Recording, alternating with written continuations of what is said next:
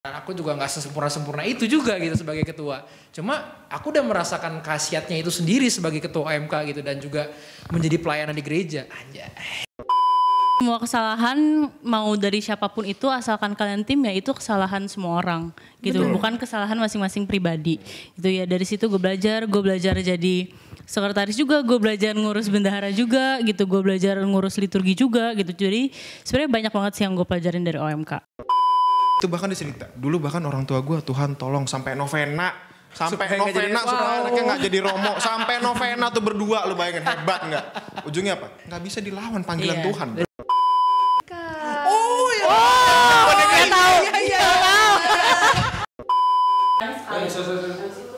Belum diri lu lagi mana sih? Waduh.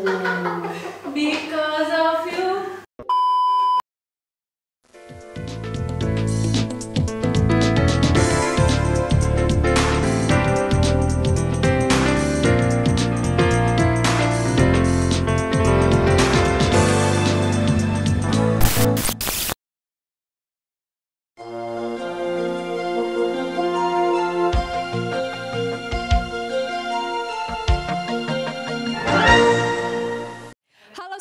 Kembali lagi di podcast Bincang-Bincang ala kita.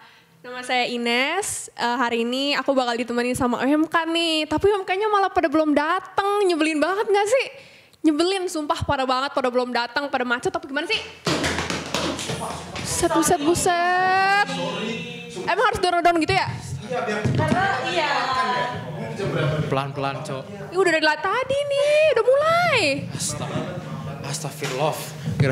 Udah diambil lagi propnya belum? Oh iya, belum ya. Gak apa. Ini kita ulang. Oh, spill dikit.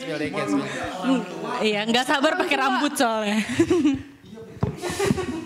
Gak boleh ngomong kasar lagi nggak? Iya, kita kenalan dulu nggak sih? Udah pernah kenal nih. Kenalan dulu dari yang Om Botak. Botak botik ya. Bener, fakta. Gak boleh marah. Gak salah sih. Ini mau pakai prop dulu apa gimana kita nih? Jangan dulu. Jangan dulu. Oke, siap. Perkenalkan, nama gue Felix. Sangat misterius. Jijik. Ayo biasa aja udah jijik, geli. Gue dari wilayah 4. Gue baru aja ngeluarin single baru namanya Secret Sunflower dan juga Because of You, cek di Spotify, namanya Felix Aglo. Oke. Dari gua ada. Spill dulu dong. Kok udah ada sih anjing? Spill dulu lagunya. Spill lah. Lagunya gini. Because of you. Gitu, astagfirullah. Kelamaan ntar ini kita. Silakan lanjut dulu sama Bapak Ibu sebelah kanan saya nih. Coba. Silakan. Tadi disebut Ibu. Oke, baiklah Bapak Ibu. Oh ya udah, oke. Yaudah. Ladies first. Oke, nama gue Caca. Sebenarnya nama aslinya Clarissa, cuma biasa dipanggil Caca. Gue dari wilayah 17. Terus gue menjabat di sini jadi sekretaris, jadi koordinator Madya. Gitu, jadi double. Gitu aja dari gue. Lanjut. Oke. Abang Yogi. Semuanya salam kenal, nama gue Laurentius Yogi Pratama, tapi tolong banget jangan dipanggil Yogi ya. Soalnya itu nama singkatan dari kedua orang tua gue. Jadi gue gak suka kalau dengar dipanggil nama Yogi. Lebih baik dipanggil nama Lauren aja. Udah paling benar. Biasa dipanggil Kak Yogi kan? Jangan, tolong. Itu udah, soalnya gue sama adik gue dipanggilnya sama Yogi juga. Yogi. Oh bisa gitu? Iya, jadi tolong lebih baik biar membedakan gue Lauren aja. Yogi.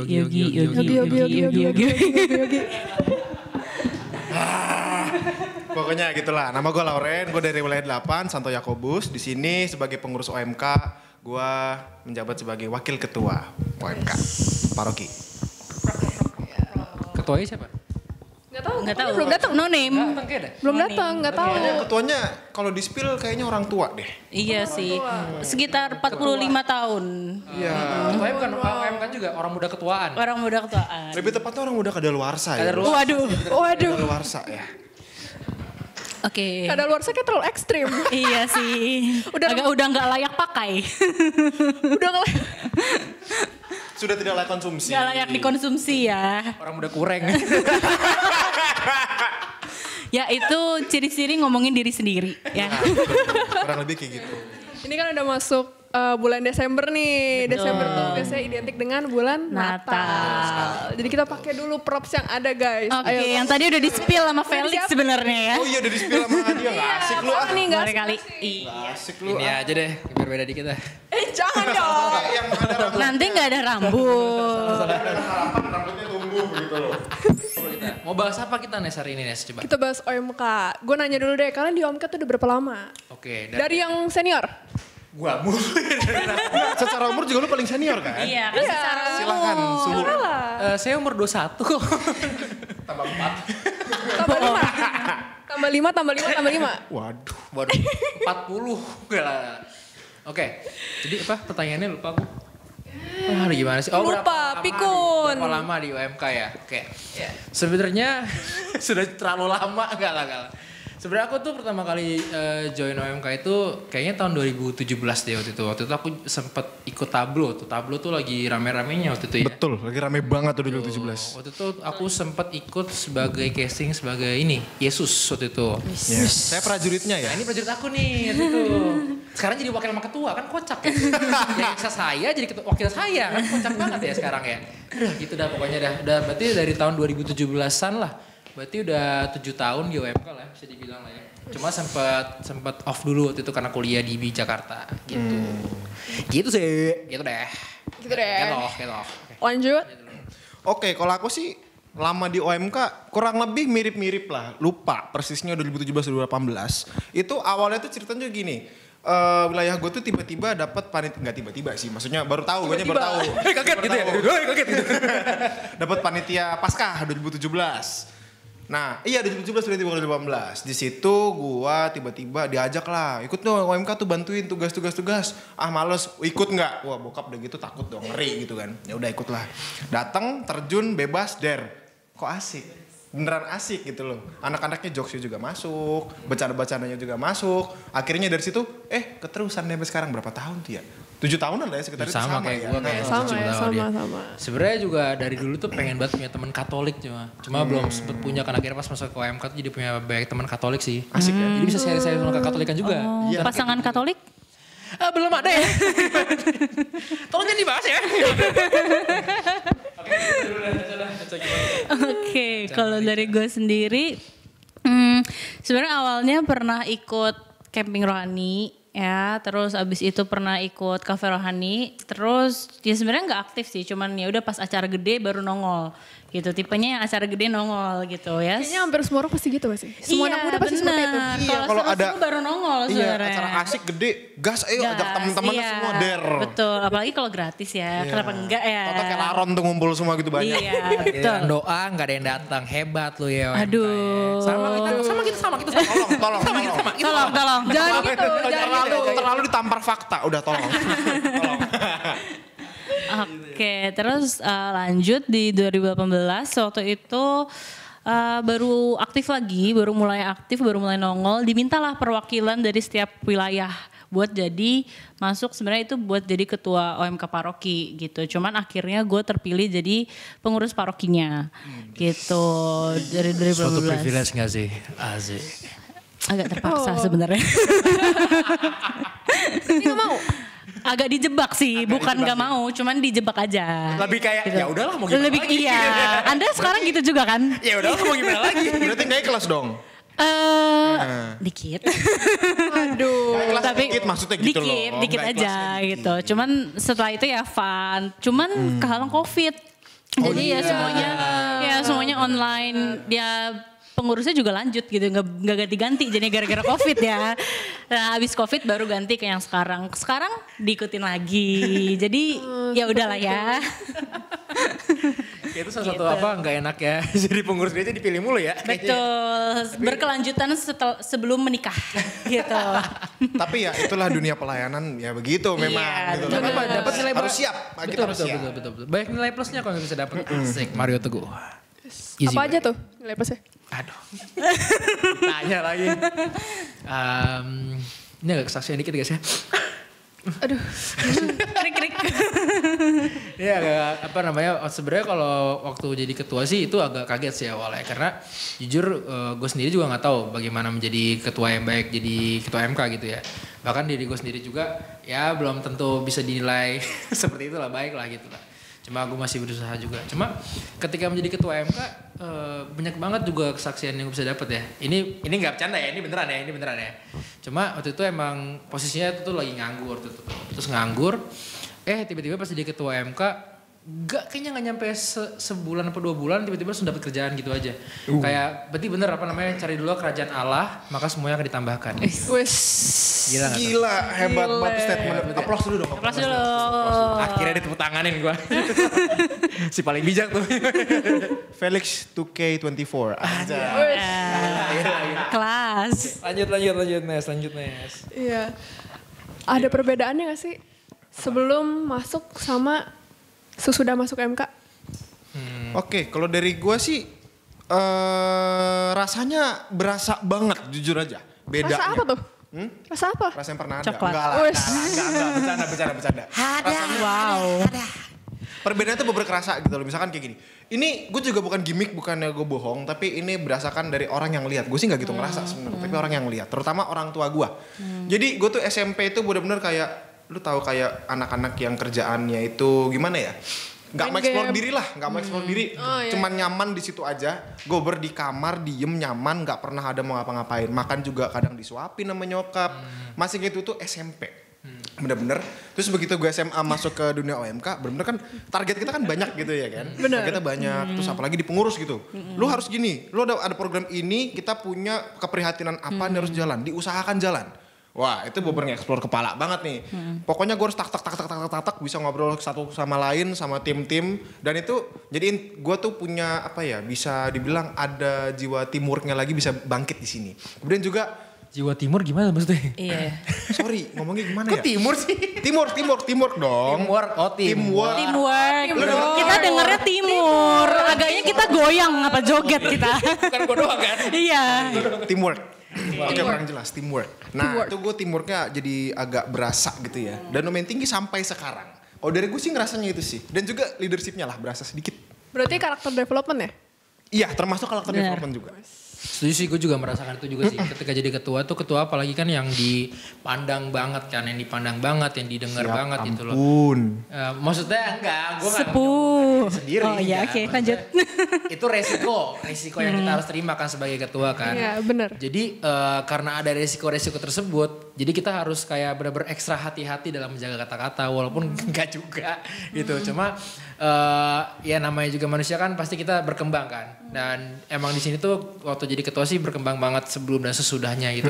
Kalau diceritain semuanya kayak terlalu panjang deh. Cuma intinya sebagai menjadi ketua atau pengurus itu karakter development yang didapat tuh tinggi banget sih. Kalau dari gua ya, dari gua sendiri gitu. Nah benar. Kalau dari gua juga sebenarnya gak beda jauh sih. Cuman lebih ke apa yang belum lu pelajarin di luar, lu pelajarin di sini gitu. Apalagi gua masuk pengurusan itu tiba-tiba tuh pengurusnya semuanya hilang. Jadi semua tanggung jawab tuh istilahnya kayak langsung dibebankan gitu. Iya langsung dibebankan ke langsung gua. Ditaruh. Iya langsung ditaruh ke gua. Dan kebetulan ada yang sedikit tidak aktif waktu itu yang di atas saya gitu. Ya nggak usah disebut lah ya siapa gitu. Cuman ya itu sebenarnya gara-gara hal itu ya kita belajar kayak semua kesalahan mau dari siapapun itu asalkan kalian tim ya itu kesalahan semua orang gitu. Bukan kesalahan masing-masing pribadi gitu ya. Dari situ gue belajar jadi sekretaris juga, gue belajar ngurus bendahara juga gitu, gue belajar ngurus liturgi juga gitu. Jadi sebenarnya banyak banget sih yang gue pelajarin dari OMK gitu. Seenggaknya ngerti apa tuh proposal gitu ya. Dan LPJ ya. Iya. Format perhitungan uang tuh seperti apa? Iya, makanan gue itu mah. Kuncian guys, itu kuncian. Oke, kita udah ngomongin masuk OMK tuh bisa dapat gini nih. Gue pengen nanya nih. Apa tuh? Menurut kalian perbedaan pergaulan di OMK dan di luar di masyarakat itu gimana? Positif dan negatif ya? Oke. Mau jawab nih? Silakan. Silakan. Yang senior. Iya dong, harus dong. Pergaulan di UMK itu negatif positif ya? Sebenarnya sih kalau kita ngomongin negatif positif, sebenarnya menurut aku tergantung kita ngambilnya aja sih. Kayak pergaulan negatif itu bisa di mana aja kan. Bisa di gereja, bisa di luar gereja. Maksudnya kita jangan memandang kalau misalkan gereja itu adalah tempat yang sangat suci banget, enggak.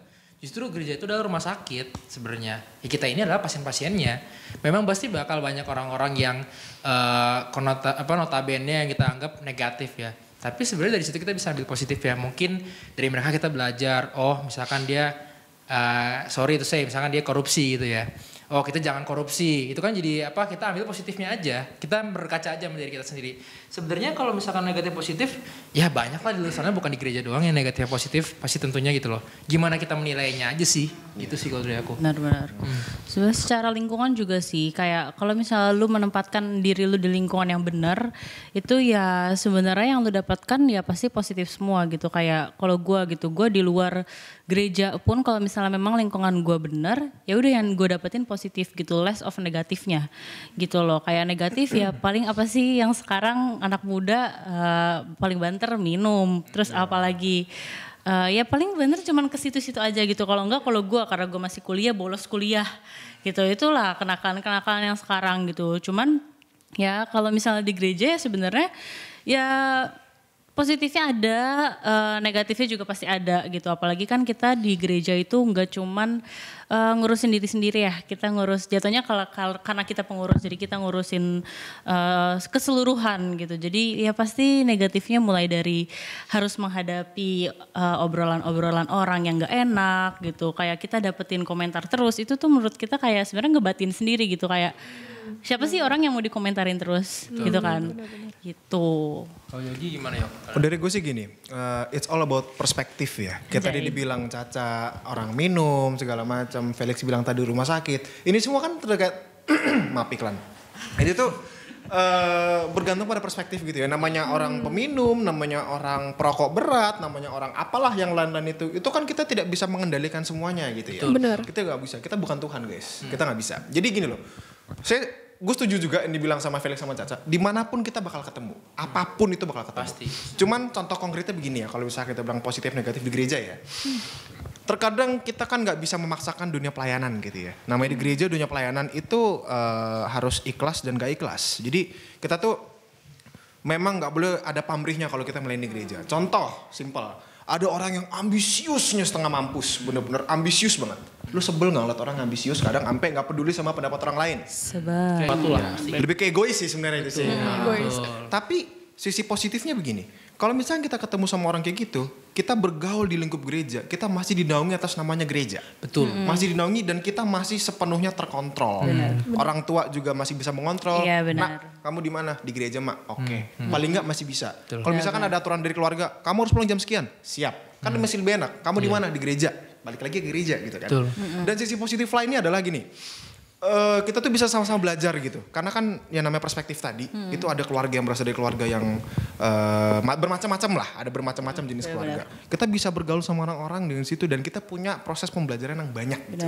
Dari gue sih itu sih, positif negatifnya di situ. Gua kalau orang-orang yang kayak gitu ya, makin banyak lu dapet sifat-sifat orang gitu, makin banyak juga lu tahu gimana cara ngeladenin orang itu. Iya, benar. Jadi ya tergantung balik lagi tergantung perspektif orang gitu. Karena ya kalau misalnya emang dia terima hal negatif dan dia malah ngeladeninnya jadi ikut-ikutan, ya itu balik ke dirinya dia sendiri, berarti negatif ke dirinya dia sendiri gitu. Tapi kalau misalnya dia ngeladeninnya, oh berarti gue nggak boleh kayak gitu, oh berarti gimana sih caranya gue bisa narik itu orang yang dengan sifat yang kayak gitu untuk masuk ke dunia gue yang menurut gue baik gitu. Gitu sih. Sebenarnya secara overall itu siapapun apapun orang mau ke gereja itu berarti itu udah hebat karena itu udah merasa dia tuh sudah terpanggil oleh panggilan Tuhan dan dimana ini kan benar-benar pure melayani gitu loh dan banyak aspek di gereja itu dan itu udah pol, kalau menurut gue sudah pol, apalagi UMK-nya gitu loh. Dan lu jangan anggap diri lu tuh kalau orang yang masuk gereja atau pelayan gereja tuh suci, enggak ya. Mereka tuh juga manusia gitu loh.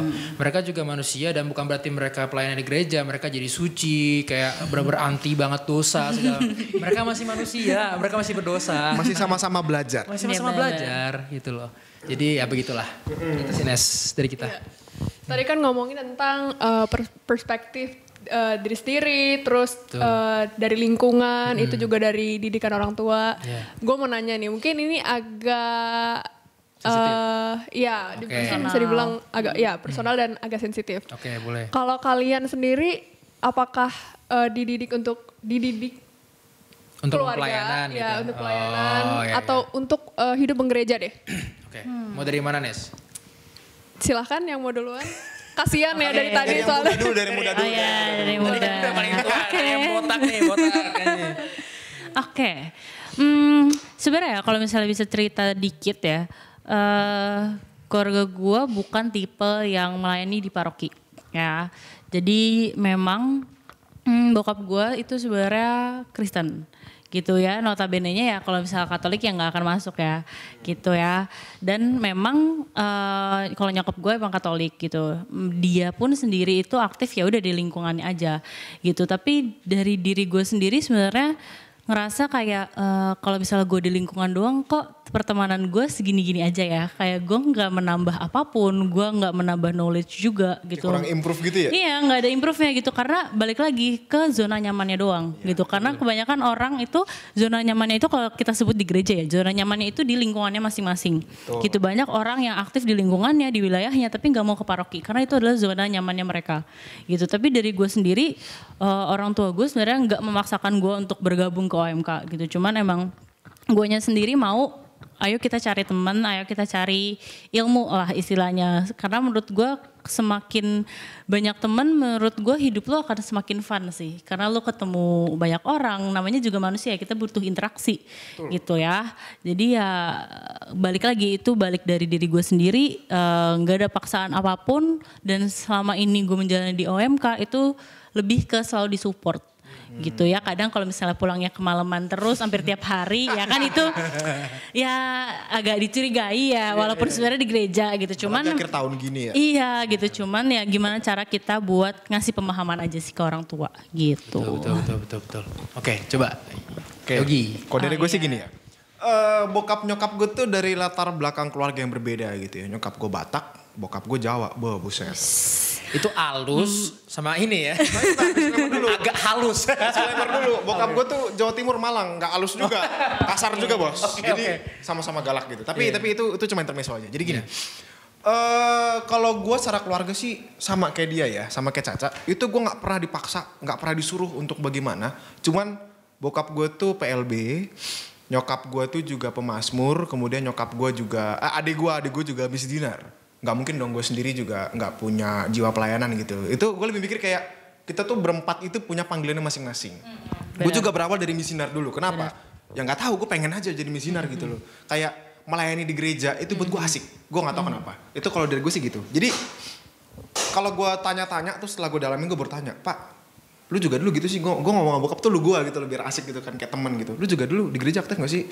Oh iya sama, aktif juga. Nyokap, mak lu juga? Iya sama. Cuman mama itu dulu bukan di kampungnya mama tapi di Palembang. Bokap gue memang di Malang, di situ aktif, bener-bener aktif. OMK juga sama, dan memang kebetulan kedua orang itu bertemu di KUR, akhirnya kemana-mana. Dia juga aktif di bidang yang lain, dan itu nggak tahu ya, jadi inspirasi gue juga. Bokap gue bisa, masa gue nggak bisa? Gue harus bisa ngelawan mereka dong. Gue juga bisa kayak mereka. Gue sih lebih kayak gitu. Dan gue juga bukan cuma ambisi aja, gue juga suka pelayanan di situ karena nggak tahu ya, nyaman aja gitu ngerasanya. Gue sih gitu. Ngerti. Mantap nih, kesaksiannya mantap ya. Iya. Gimana Anda? Kalau dari gue sendiri memang keluarga tuh udah dari dulu emang suka pelayanan. Papa, mama itu emang orang pelayanan. Karena mama sendiri tuh dari dulu emang udah lektor. Dari zaman dia SMA tuh emang udah lektor. Sampai sini juga pasti kenal sama Elizabeth Hoban kan. Nah itu dia pokoknya mak gue. Bullies Bed. Nah itu dia emang udah dari SMA udah lektor. Dan papa kan Protestan ya. Papa tuh juga dari dulu udah pelayanan di gereja juga. Main musik, main gitar, drum, bass. Pokoknya yang bisa dimainin dah, yang bisa dipukulin dah. Pokoknya dah itu dah pokoknya intinya. Memang dari dulu tuh keluarga aku tuh emang keluarga pelayanan. Jadi memang anak-anak itu mungkin ada yang turun ke anak-anaknya, ada juga yang enggak. Kayaknya sih lebih turunnya ke aku ya. Kalau ke adik-adik aku ya mereka juga aktif juga sih, tapi mungkin enggak seaktif aku kayaknya ke pelayanan. Ya aku enggak bisa ngukur ukuran pelayanan mereka lah. Ya, who am I to judge, anjay. Pokoknya kalau aku awalnya pelayanan tuh justru nggak di gereja aku sendiri, nggak di Katolik ya. Aku tuh pelayanan tuh kebanyakan di gereja Protestan, di GPDI, di GBI. Aku kebanyakan kayak main musik buat mereka, main gitar, main bass, dan itu ngasih perspektif baru ke gua. Jadi kayak perbedaan Katolik sama Protestan ya. Kadang kita sebagai Katolik itu harus bersyukur kita punya gereja. Kadang Protestan itu mereka nggak punya gereja dan itu kasihan banget. Oh, Mereka harus numpang di gereja orang. Dan itu perspektif yang harus bisa kita ambil kayak kita sebagai Katolik harusnya bersyukur karena kita masih bisa pelayanan di sini, kita masih bisa gereja. Apa kabar dengan teman-teman kita yang Protestan? Apalagi sorry itu saya gereja-gereja yang notabene nggak kaya, gereja kaya gitu. Kan Protestan kan ada gereja kaya yang maksudnya ini kata kasarnya aja sama ngomong si Katolik juga kayak gitu. Ya kan? Ada gereja kaya, ada gereja yang biasa aja yang sorry itu saya gereja miskin. Itu yang kasihan tuh miskin, yang miskin sama yang biasa-biasa aja. Karena biasanya mereka selalu nunggak di bayar sewa tiap bulan. Dan itu bayar sewanya kan mahal ya kalau ruko ya. Itu kan mahal dan mereka tuh itu sih yang sampai sekarang tuh gue bersyukur banget bisa di Katolik karena kita bisa punya rumah sendiri gini gitu loh, pelayanan di tempat ini gitu loh. Itu sih paling yang gue kadang suka kasihan itu. Kok mereka bisa susah banget pelayanan tapi kita gampang banget tapi orangnya nggak ada gitu loh. Kadang serba salah juga gitu loh. Gitu sih. Dengan orang yang gak ada itu, cara ngajakinnya itu gimana sih? Cara ngajaknya ya. Siapa yang mau mulai duluan? Wow, itu susah. Anda lempar bola karena itu susah. Iya lagi. Saya berpikir dulu ya, apa ini ya? Oke, mungkin bisa dari gua kali ya. Sebenarnya dulu kita perbedaan umur sih ya. Kalau dulu banget itu mainnya jemput bola. Ya namanya juga orang mungkin kalau misalnya nggak langsung diizinin sama orang tuanya, nggak langsung disamperin ke rumahnya itu kadang mereka nggak mau nongol gitu. Nah dulu tekniknya adalah jemput bola, sebenarnya itu lumayan masih efektif untuk sekarang gitu. Cuman karena memang kita gerejanya udah berkembang ya, bukan yang cuman 1 sampai 3 wilayah lagi gitu, tapi kita udah total 16 wilayah ya. 16 wilayah. Sampai harvest ya masih ya? Iya benar, dan kita kan sebenarnya kita mau aja, kita punya kemauan gitu untuk ngejemput bola ke masing-masing wilayahnya gitu. Cuman ya itu terbatas waktu gitu, apalagi kita juga selain di pelayanan kita juga ada kesibukan sendiri gitu ya. Paling dari situ awalnya jemput bola. Terus yang kedua adalah ngebuat aktivitas-aktivitas yang memang seru dan mereka suka, dan mereka minatin gitu. Misalnya olahraga ya, misalnya buat cowok-cowok siapa sih yang gak suka futsal gitu, atau lagi tren-trennya badminton, ya udah kita adain badminton. Jadi kita sebenarnya lebih ke mengikuti perkembangan minat mereka sih. Kayak mereka lagi suka nari, kita adain komunitas nari gitu. Sebenarnya kita berusaha untuk mengadakan semua komunitas gitu. Cuman sebenarnya balik lagi ke diri mereka sendiri ya, mereka tetap mau atau enggak gitu. Kalau misalnya kita udah menyediakan semua komunitas tapi ujung-ujungnya nggak ada kemauan dari diri sendiri, itu susah sih gitu. Yang paling ampuh adalah obrolin ke orang tuanya. Itu sih menurut gue sekarang yang paling ampuh adalah obrolin ke orang tuanya langsung. Gitu. Setuju sih, sama mungkin kok dari gue ada sedikit perspektif berbeda gitu ya. Gini, ini kan kalau misalkan kita bicara OMK di paroki di sini ya di BSB ya, OMK tuh kan bener-bener sangat general banget, jujur general banget, luas banget ya. Segala umur dari OMK Pratama, Madya Karya masuknya ke sini juga. Jadi itu bener kayak luasnya tuh kayak ya luas banget lah pokoknya, gue nggak usah ngedefinisiin lah. Umur yang jauh. Gapnya jauh. Setuju juga tadi bilang Kak Clarissa. Gapnya itu jauh banget gitu ya. Maaf, keleset. Oke. Mungkin selain gap itu juga kalau menurut gua dari kita tim pengurus paroki itu perlu membangun stigma yang baik dulu sih kalau kata gua. Karena kita udah berusaha jemput bola segala macam, itu juga itu good banget. Tapi kalau misalkan kita masih belum punya citra yang baik di mata banyak orang, itu juga pasti orang ogah-ogahan gitu. Berpengaruh banget. Kalau dari gua sih sebenarnya mungkin gua ambil dari perspektif lain ya. Kalau tadi kan Yogi dari perspektif si pengurusnya itu sendiri. Kalau Karis tadi dari mana? Gap umur. Dari umur ya. Kalau dari gua sih sebenarnya lebih kayak ke mungkin ada misinformasi atau mungkin dari si OMK atau orang tua OMK-nya ini tidak punya pemahaman soal OMK. Ya sebenarnya sih balik lagi sebenarnya bener ke orang-orangnya lagi. Apakah orang itu mau menerima informasi itu tentang OMK apa enggak? Karena kebanyakan tuh dari penelitian yang aku dapat dari wilayahku sendiri juga, memang itu tuh kebanyakan kalau di wilayahku tuh mereka mau ikut aktif, tapi nggak ada temennya. Nah itu selalu kayak gitu tuh, kayak circle itu. Iya. Jadi sebenarnya kita bisa manfaatkan itu kayak satu orang nih kita tahu manfaat dari join OMK itu apa, ikut OMK itu apa. Nah kita harusnya ajak teman kita untuk bisa ikut UMK juga. Karena gini, sebenarnya yang menurut aku disayangkan kenapa kalian nggak ikut UMK atau aktif di UMK adalah gini. Ini pandanganku aja ya. Kalau misalkan suatu hari nanti orang tua kita telah berpulang ke rumah bapak gitu kan. Kadang kita juga sebagai OMK itu bingung kalau misalkan ada yang orang tuanya meninggal. Itu kita bingung kayak ini siapa, dia orang tuanya siapa gitu. Jadi kita bantunya tuh bingung juga gitu loh. Kan kalau kita misalkan aktif, pastinya tuh banyak banget yang bakal ngebantu nggak sih? Betul. Kayak wah dia ngebantu gereja banget nih, kita balas lah, kita bantu balas dia lah gitu. Pas menurut aku tuh kayak disayangkan banget kalau OMK tuh nggak aktif di gereja karena banyak banget poin-poin plus yang di luar pelayanan ya, yang bisa kita dapat ya.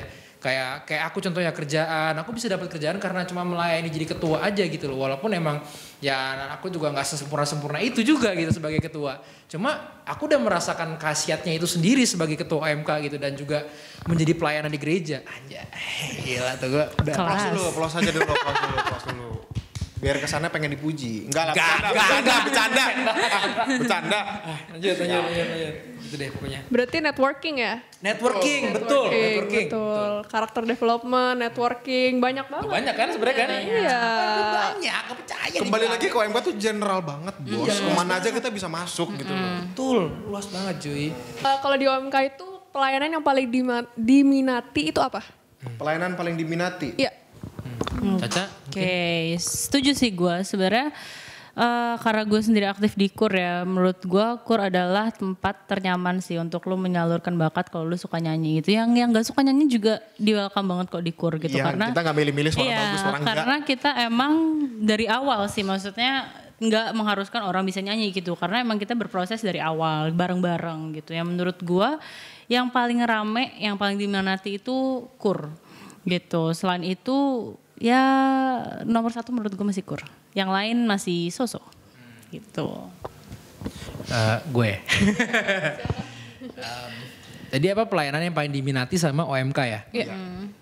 Sebenarnya agak luas sih pertanyaannya. Cuma kalau ngomongin generalnya tadi ya paling KUR, TTKP tuh udah general banget ya kalau tugas di gereja ya. Cuma kalau aku lihat di perspektif lain, asik perspektif mulu kita ngomongin ini ya. Tablo sih, Tablo tuh rame banget parah. Dan Tablo itu selalu membentuk circle baru. Benar, pasti. Iya. Disclaimer, Tablo itu apa? Tablo itu visualisasi kisah sengsara, visualisasi kisah sengsara Tuhan Yesus Kristus. Jadi teman-teman pasti harusnya pernah lihat dong di gereja-gereja kalau setiap Jumat Agung ya, paginya tuh. Biasanya paginya itu kan ada jalan salib kan. Nah, pasti tahu jadi kayak gitu aja. Kayak gitu kan. Gitu kan. Nah, jalan salib biasanya pagi-paginya tuh selalu ada tablo. Biasanya, tapi enggak semua gereja ada tablo sih biasanya. Iya, enggak semua. Itu rame banget dan enggak tahu kenapa tuh umat sini tuh suka banget berteater kayaknya deh. Iya benar. Iya benar. Itu bener rame banget. Iya betul. Bahkan mereka tuh berhasil mengundang orang juga bejibun bahkan sampai tembus 1000 waktu itu ya. Iya betul. Wah, itu hebat sih itu waktu tahun 2023 kalau nggak salah tuh tablo pertama kali yang kita garap tuh. Itu ada 1000-an orang karena emang waktu itu tablo tuh udah lama banget nggak diadain. Iya benar. Covid itu mati karena nggak bisa. Betul. Terus ada momentum kan, akhirnya ada tablo lagi nih. Wah sebujut tuh yang datang tuh banyak banget. Pokoknya gitu sih. Terus sebenarnya tuh banyak banget yang diminati sama OMK ini di pelayanan. Ya sebenarnya pelayanan itu kan nggak harus kayak di gereja dan segala macam. Sebenarnya bentuk pelayanan itu banyak ya. Cuma emang kebanyakan nih tablo ini kan sebenarnya juga bentuk pelayanan ya. Karena dia kan berperan sebagai murid Yesus, sebagai Yesus itu sendiri gitu. Menurut aku sih udah bentuk pelayanan sih. Gitu sih dari aku. Oke. Berarti ada rencana mau ngadain sesuatu hal yang berhubungan dengan teater lagi nggak? Tahun depan kita spill dikit, ada tablo lagi. Ada tablo lagi. Kemungkinan ya ini balik lagi keputusan dari sumbernya. kita sih merencanakan mau ada tablo. Betul sekali. Iya TTA. Semoga saja. Soalnya kalau tablo itu sebenarnya bukan program dari OMK ya. Benar. Kita mengajukan akan adanya tablo dan keputusan itu bergantung pada panitia pasca. Betul. Panitia pasca menyanggupi, kita gas, kita Iya. eksekusi gitu loh. Sebenarnya tuh dari UMK sendiri sih kita sangat antusias ya kalau ada Antusias, tablo ya. iya, Tapi benar. ya Seru mereka banget, itu seru banget. Seru banget apalagi latihannya. Kadang tuh yang jadi cerita tuh latihannya biasanya tuh. Iya. Ada aja kejadian-kejadian lucu tuh yang Dan kadang itu jadi nambah teman baru, sumpah. iya, ada aja. bener gitu. banget. Ini kan kita bertiga ini sebenarnya temen tablo kita nih. Iya, Bener. awalnya iya dari Awal 17 ya. Iya. Bener. Jadi sekarang jadi pengurus semuanya. Gitu. Geto saya geto. Bisa gitu dari tablo, terus pas banget tiga-tiganya pengurus semua. Gak ada yang tahu kan. Tahu hidup Gak ada yang tahu. Sebenarnya awalnya gue menjebak dia sih. Iya. Oh gitu. Gue menjebak mereka Ya, berdua sih. gila. Datang-datang ke acara jadi pengurus. Jangan-jangan gue juga dijebak lagi. Oh memang. Jadi Yesus juga dijebak sih Oh waktu iya, itu. betul. Jadi Yesus kalah. Tapi seru sih. Enggak, tapi pengalaman. ini prajurit kemauan sendiri sih. Apa dan bagaimana pendapat kalian tentang hidup membiara atau menjadi iman? Membiara. Oke. Selibat ya berarti ya? Hidup selibat ya berarti ya? Ini menarik banget. Siapa yang mau mulai? Felix dong. Oke. Apa menurut kita sebagai OMK kehidupan membiara sama selibat ya? Menurut aku tuh adalah suatu keputusan yang berat banget. Karena gini loh, kalau kita memutuskan untuk menjadi seorang biarawan atau biarawati gitu ya, itu kita bakal bergumul dulu sama hati kita sendiri pasti. Karena beda ya, kalau misalkan kita menjadi biarawati atau menikah dengan pasangan kan beda. Kalau kita menikah dengan pasangan, kita menikah dengan ya manusia. Tapi kalau kita menjadi biarawan atau biarawati, kita menikah dengan ya Tuhan Yesus itu sendiri gitu loh. Karena kita harus hidup bersama dengan dia selama-lamanya sampai kita meninggal gitu loh. Dan menurut aku orang-orang yang sudah memilih tujuan untuk menjadi biarawan atau biarawati itu wow banget sih. Karena gak semua orang tuh bisa seberani itu dan mau memberikan hidupnya gitu loh untuk Tuhan gitu loh.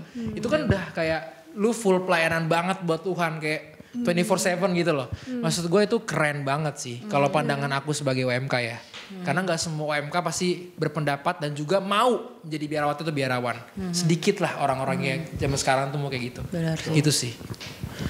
Oke, kalau kita bicara hidup selibat dengan biarawan atau biarawati, mereka menjadi biarawan atau biarawati, ini panggilan yang cukup unik, sangat unik. Mungkin ada beberapa cerita dari orang tua gitu ya. Bahkan orang tua sampai berdoa, Tuhan tolong jangan jadikan anak saya sebagai Romo. Ada bahkan yang orang tua kayak begitu, bayangin. Apalagi kalau anak tunggal ya saya gimana ya. Tuhan jangan jadikan anak saya sebagai suster. Berat sih. Berat kan? Berat. Kenapa? Karena terkadang harapan orang tua itu juga pengen memiliki cucu, memiliki Iya, keturunan. punya keturunan gitu. Tapi kita juga perlu melihat terkadang sama orang-orang yang ingin masuk dalam dunia biarawan biarawati itu kan luas banget ya. Bisa jadi romo, bisa jadi bruder, jadi suster. Tergantung fokusnya. Mereka mau fokus kemana? Fokus ke gereja keimanan atau fokus kepada pendidikan atau fokus kepada rumah sakit itu juga. Tapi ngurus juga tetap romo sih biasanya gitu. Nah fokusnya tuh beda-beda.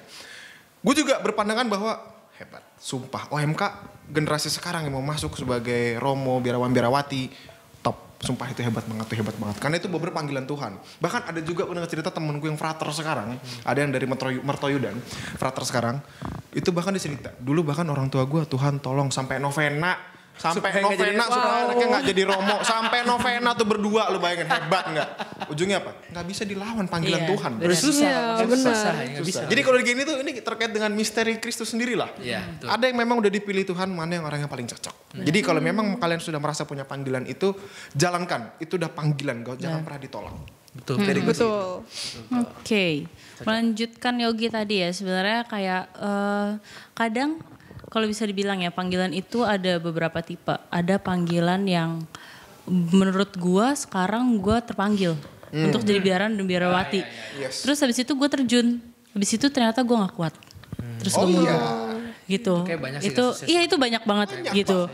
Makanya menurut gua untuk mencapai orang-orang yang kayak suster, bruder itu sangat amat patut diacungin jempol ya. Karena mereka ngelewatin itu juga loh. Maksudnya mereka juga punya Nafsu gak sih? Iya, mereka juga punya nafsu untuk hidup duniawi gitu loh. mereka Cuman punya harta, iya. punya apa, itu normal lah manusia.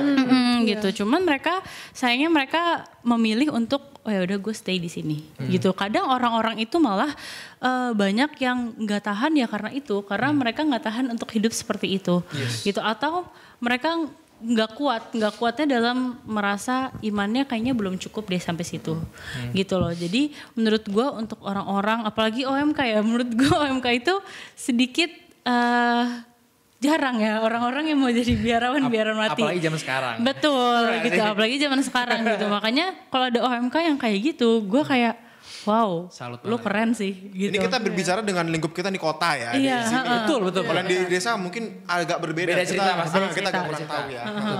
Bener, itu sih Dengan dari hidup kita gue. di kota seperti itu. Karena gini ya, informasi buat kalian lah. Cuman ini belum tentu bener apa enggak. Anggaplah ini hanya dari yang aku dengar aja.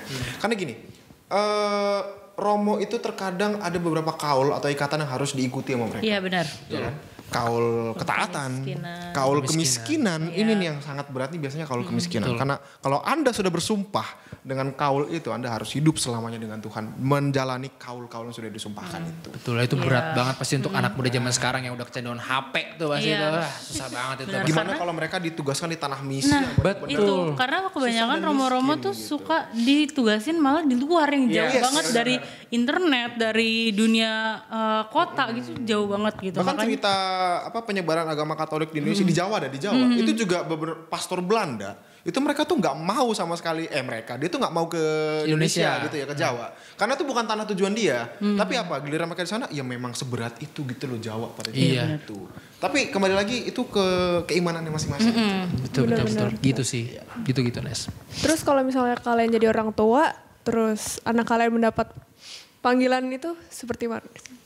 Oh, Kalau gue sih tanggapan sim- kita gitu ya, tanggapan kita tanggapan apa? kalian. Kalau gue sih simpel aja, karena aku juga hidup di dunia pelayanan, hidup di bagian apapun. Ya, kalau semisal gue sebagai orang tua, ya gue nggak akan melarang apapun itu karena itu ya itu pilihanmu dan pilihan dengan Tuhan, gitu loh. Itu ikatanmu dengan Tuhan. Silahkan, apapun yang menjadi pilihanmu, papa mama akan teruskan. Asik papa mama. Anjay, papa mama. Contoh. Ih.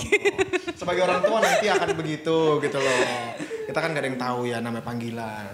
Gak akan pernah gue larang. Hah, itu kalau dari sisi cowok ya? Iya. Kalau dari sisi Cewek seperti iya kan? Karena kalau dari cewek menurut gua apalagi kalau misalnya nggak tahu sih mungkin menurut orang tua yang sering gue dengar ya kalau anak cewek ke laki-laki gitu apa anak yang perempuan itu lebih sulit untuk melepaskan gitu. Mungkin nanti kalau misalnya suatu saat gue punya anak gitu dan mereka mau hidup jadi biarawan-biarawati, gue mungkin bakal nangis kejer sih, jujur aja gue mungkin bakal nangis gitu walaupun Kehilangan anak gitu ya. iya, walaupun sebenarnya kayak oh ya udah sebenarnya ini udah pilihan Tuhan, udah jalannya Tuhan gitu. Cuman di awal-awal pasti gue ngerasa kayak kenapa sih anak gue harus kayak gini gitu loh. Pasti gue akan menyalahkan kondisi itu gitu. Kalau misalnya sebagai manusia ya nggak mungkin lah kita rela-rela aja. Menurut gue itu kayak berat banget. Apalagi dari merekanya sendiri aja udah berat gitu. Gimana orang tuanya harus ngelepas. Iya. Istilahnya kayak ya udah lu apalagi kalau anak tunggal ya.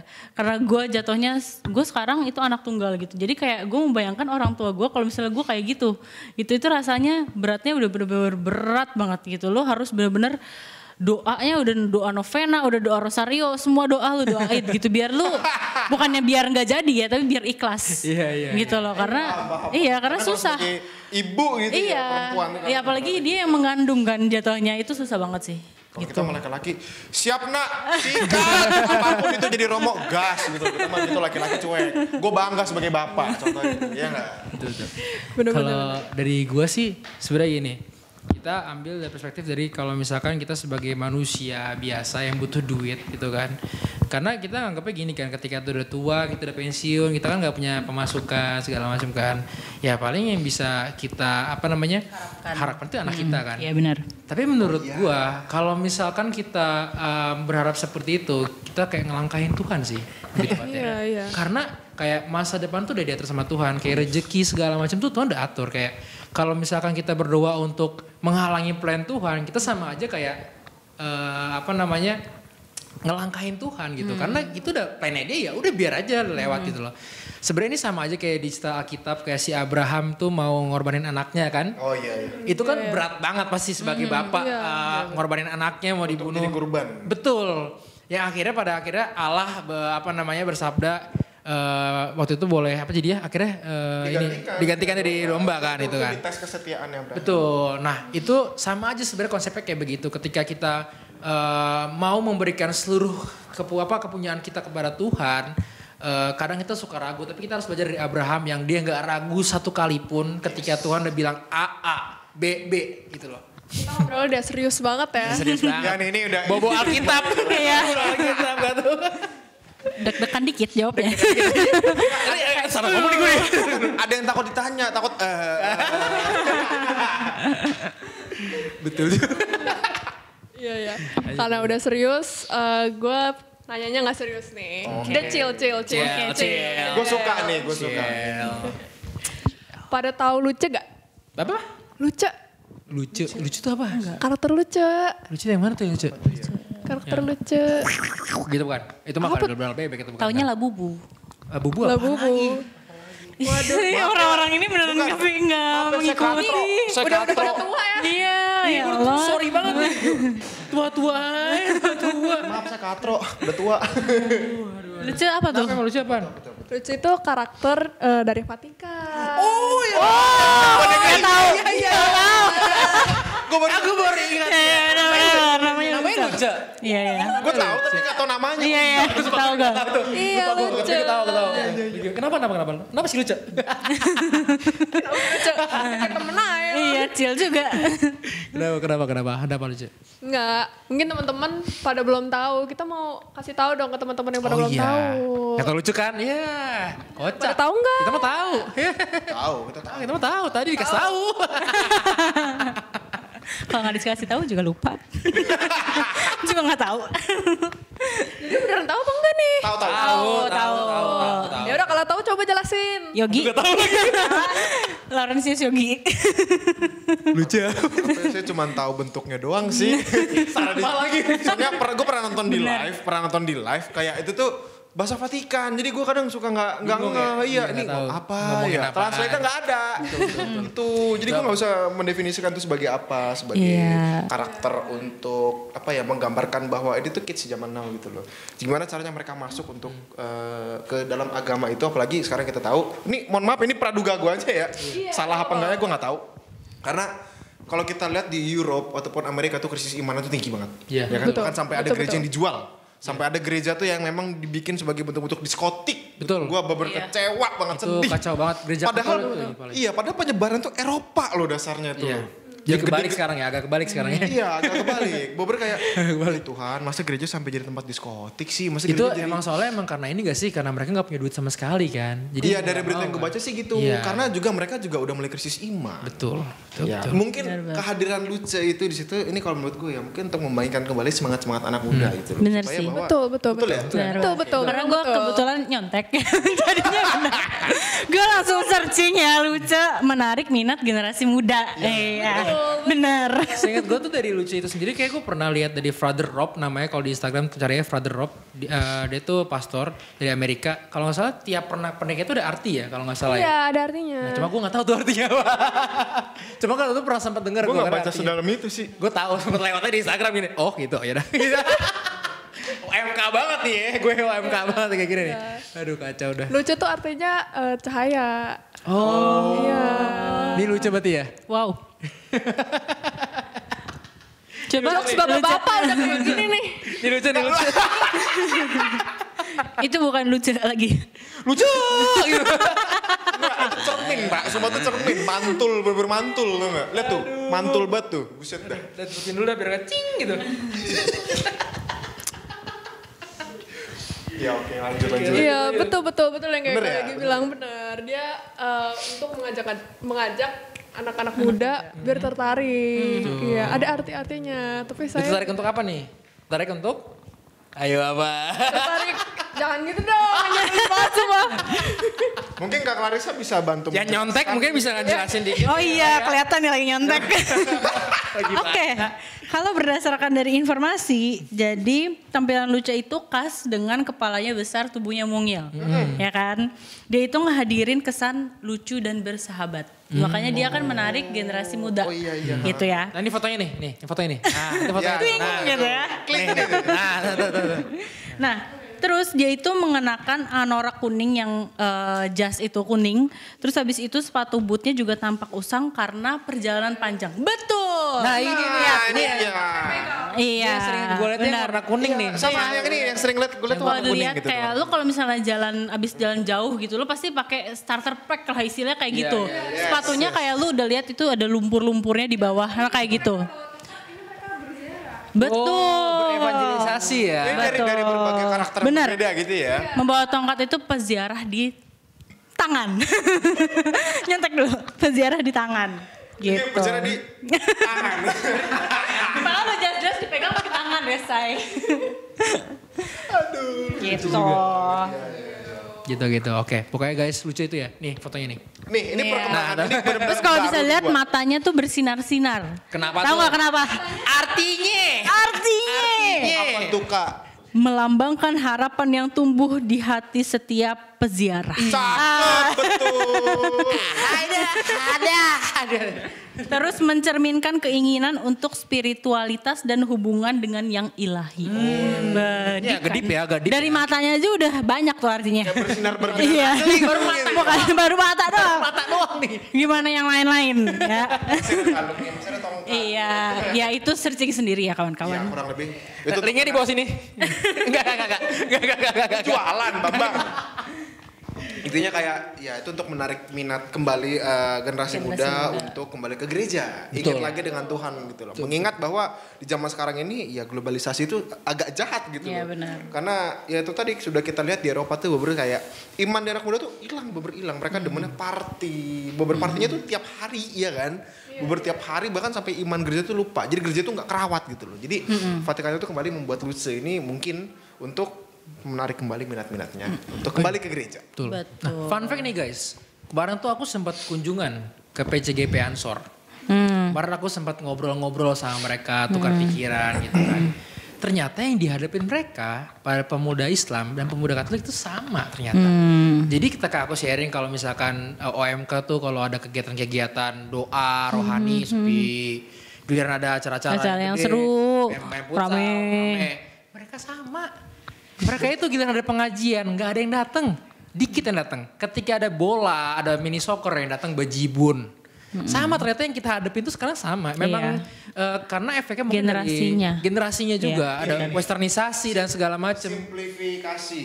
Nih, Betul. karena ini Semua informasi ada di sini. Betul. semua orang melihat dari handphone. Betul. Karena sekarang sosial media itu juga memberikan berita yang sangat cepat juga gitu loh. Nah, karena belum tentu benar gitu loh. Betul. Ya karena itu keuntungan dari kecepatan informasi itu adalah misinformasi sebenarnya gitu. Itu sih guys. Kita ngobrol banyak banget ya, udah deep talk. Deep talknya bener-bener Ngedip. Deep banget. Deep banget. Betul. Tadi udah ada kesan closing tuh katanya. Waduh. Nah, ini suka nge-spill mulu ya. terus guys. Iya. Parah. Ini harus closing guys, sudah malam. Saya nggak ngomong lah ya. Lanjut terus. Terima kasih udah nonton. Jangan lupa di like, di subscribe. Betul sekali. Jangan lupa juga share-nya guys supaya. Oh, biar banyak yang nonton. Betul. Bikin terus. Kalau Nah, Iya. kita bikin terus. Iya betul. mungkin kalian bisa tulis di kolom komentar kira-kira apa topik apa yang topik menarik yang gitu. menarik, benar. Dadah. See you. See you next time. Ih.